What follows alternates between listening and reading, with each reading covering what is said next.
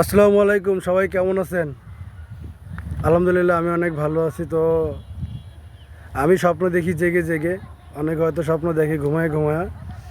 তো স্বপ্ন দেখার পার্থক্যটা হলো এটাই যে আমি যেটা চাই সেটা আমাকে টার্গেট করতে হবে, যে আমি এত দিনের মধ্যে চাই, এবং জেগে জেগে স্বপ্ন দেখতে হবে, তাহলে আপনার স্বপ্ন বাস্তব হওয়ার সম্ভাবনা আছে। আর ঘুমায় ঘুমায় স্বপ্ন দেখলে সেই স্বপ্ন বাস্তবতা হওয়ার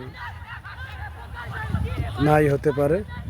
তো আমার তো অনেক স্বপ্ন ছিল, আল্লাহ তাআলা আমার সব স্বপ্ন পূরণ করছে এ পর্যন্ত। তো সর্বশেষ আমার একটা বাইক কিনবো, এই স্বপ্নটা আমি 2009 সালে দেখছি যে আমি একটা বাইক কিনবো। তো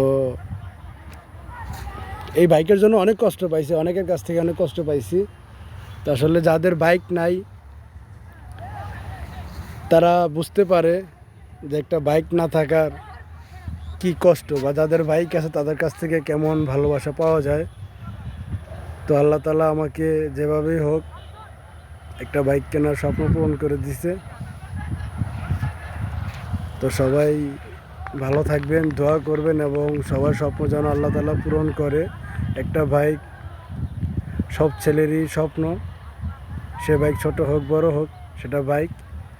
তো আল্লাহ তাআলা সবার স্বপ্ন পূরণ করে দিক। আর সবাই আমার জন্য দোয়া করবেন। আসসালামু আলাইকুম।